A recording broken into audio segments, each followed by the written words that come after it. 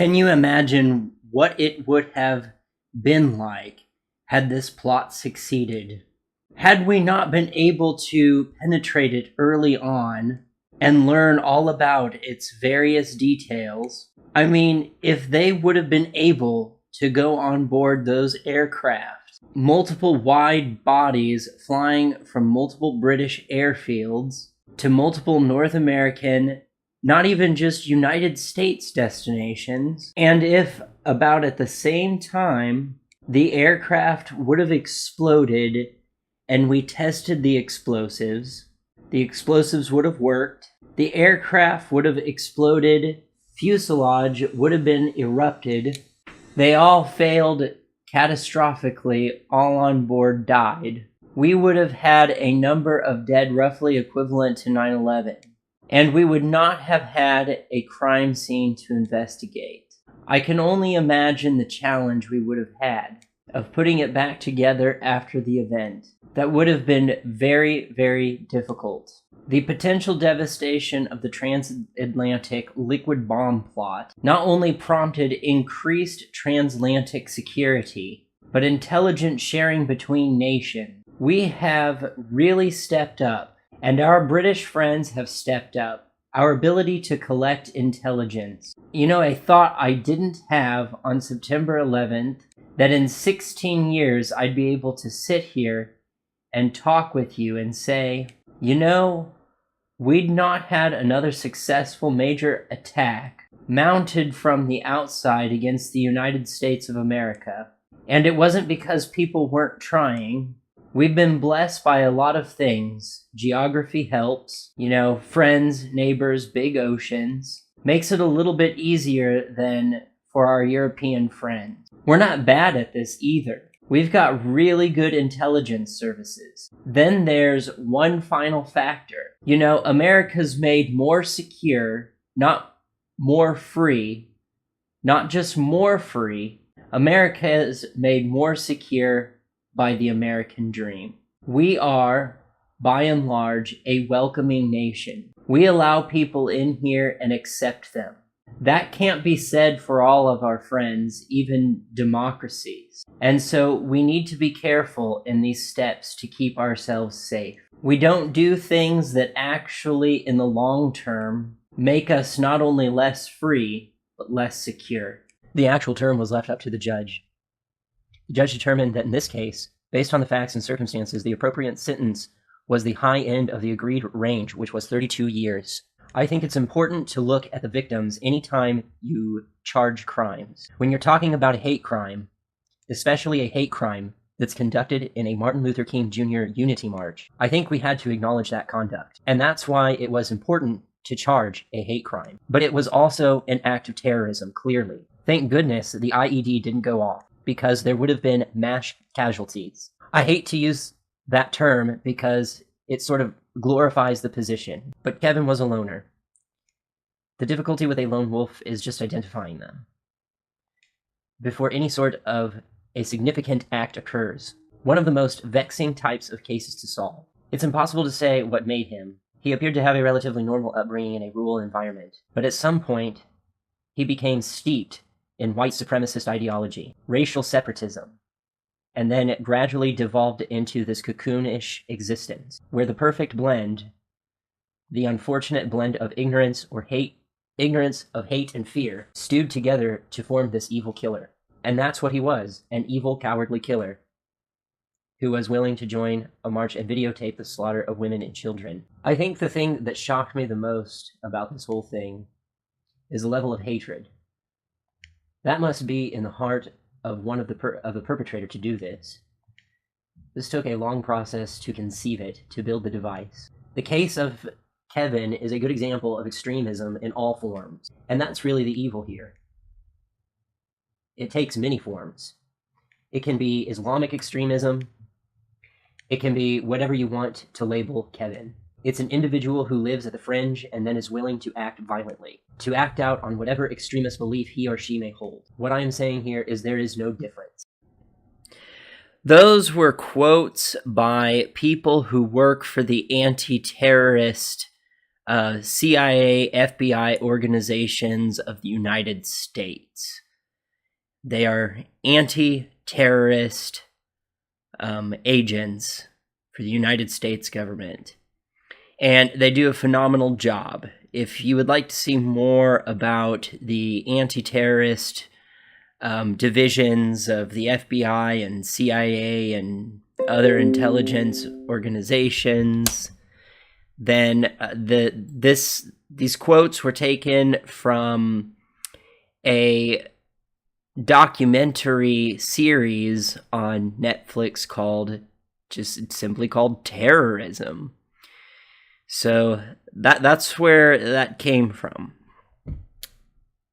So I also wanted to comment on the previous video about the European identity. Another thing that a lot of people don't really pay attention to is the lost languages. Many European languages, like original English. Nobody speaks original English anymore. Nobody. It's not Shakespeare. It's not that. No. I think it would probably take you a very long time, like we're talking like 5 years, to learn the original English language, maybe even more than 5 years. But it'd take you a grand total of probably 15 to 20 minutes to read everything that we have written in original English. The English language today is actually a combination of several different languages. The English language today, like, it could be summarized by a Far Side comic of a scholar walking up behind other languages, beating them in the back of the head with a 2x4 and stealing their language. This is the English language that we know of today. The original English language that was spoken, nobody speaks it, as well as many other European languages that have been forgotten. People know that, like historians, archaeologists, they know that they exist, but nobody today knows how they are supposed to be pronounced or said. These languages have not been spoken in thousands of years. But back to the original subject of these anti-terrorist divisions of the American government. They actually have one that specializes in domestic terrorism, but not only that, they specialize in white nationalist neo-Nazi terrorism. They consider a lot of acts that they do to be domestic terrorist attacks. The concept behind these things, behind the United States, is a nation founded upon the tenets of freedom, to obtain as much freedom while maintaining some kind of structure as humanly possible. That is what America is supposed to be. That is what the founding fathers created this country to be. So I really want to hammer that home, that is what the United States is.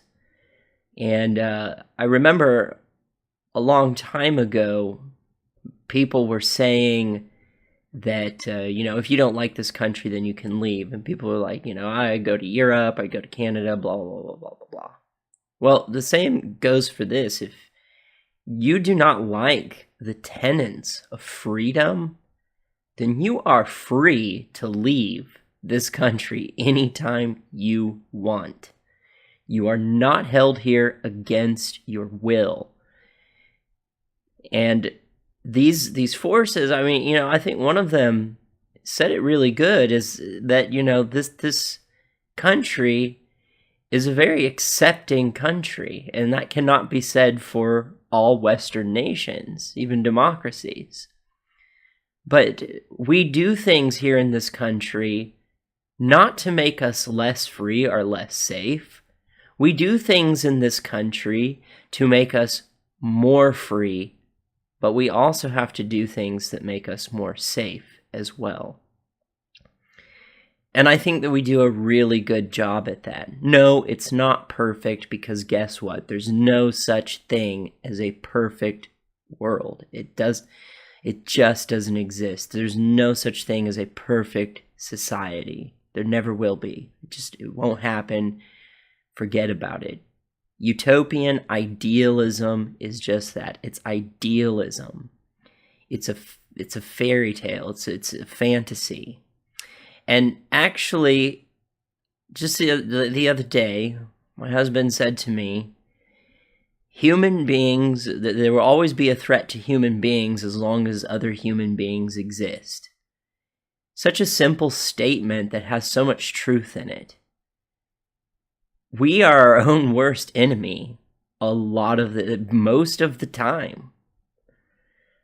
It's not we become our own enemies as far as ideas go. We fight each other over ideas, and you would think at some point we would achieve some kind of level of civility where we could diplomatically talk about our different ideals instead of using fallacious ways of really trying to persuade the argument, such as terrorism. Terrorism, believe it or not, in philosophy is known as a deductively unsound or inductive or fallacious form of argumentation.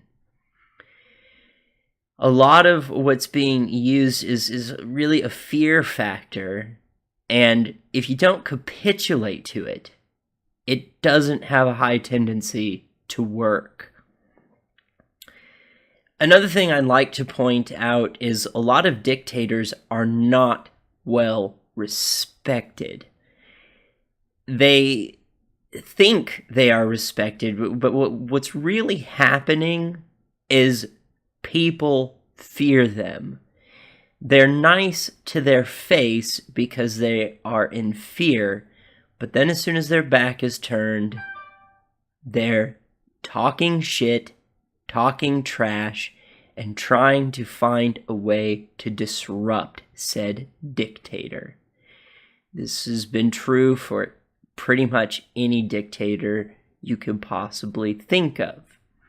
Aside from the British royal monarchy, because the monarchy was very interesting. They were not control freaks. The monarchical kings and queens actually did grant their people some level of civil rights and civil liberties. This was outlined particularly during the French Revolution. The people ended up writing out a list of very basic, I mean all the way down to cleanliness, hygiene, food, water, resources type basic of means of civil like rights and what people have the right to have as a human being. And actually that document is used in the UN today. And some of the tenets from that document that the French wrote many, many, many years ago, I think it was, roughly 1500s-ish, somewhere around there. That document was also used in writing the Constitution. The tenets of that document were used in writing the tenets of the Constitution of the United States. So this is something that is a philosophy that will be carried throughout the generations, because it's such a good philosophy that it's hard to debate. It's hard to debunk. It's hard to call it fallacious by any means.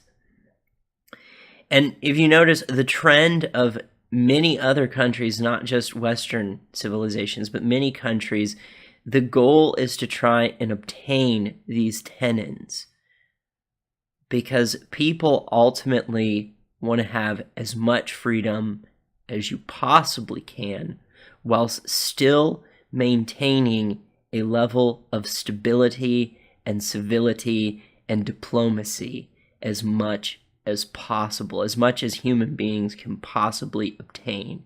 We are a hierarchical animal. We are a pack animal, and we function this way. We function in the means of a society, just like canines, chimpanzees, and the bonobo ape. So if you really want to look in depth at how human beings are, if you want to step outside and look at it from an objective stance, go to the zoo and watch chimps for hours on end.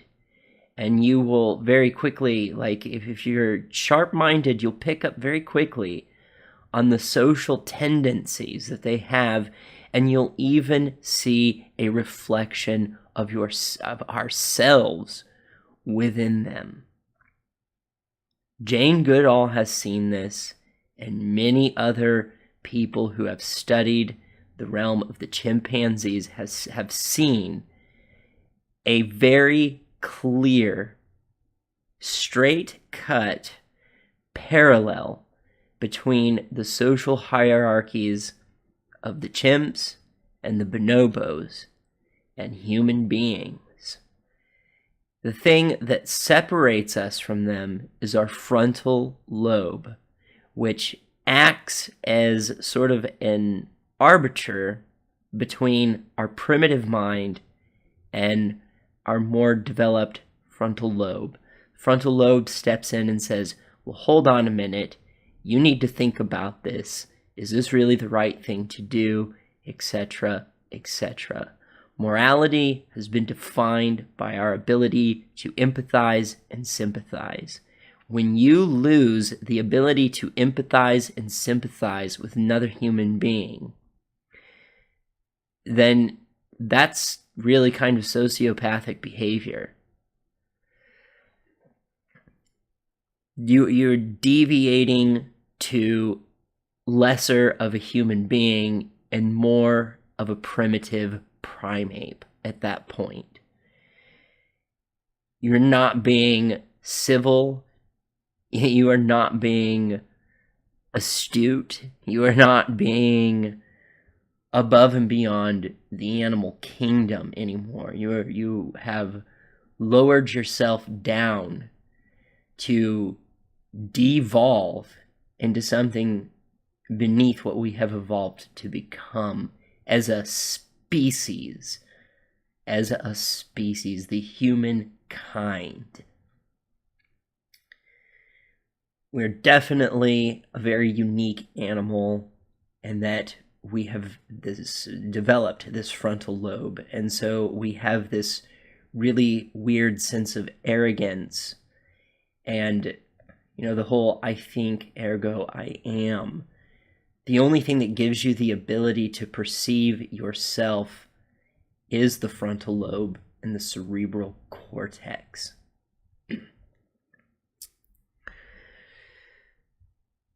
So I will leave you with that thought. You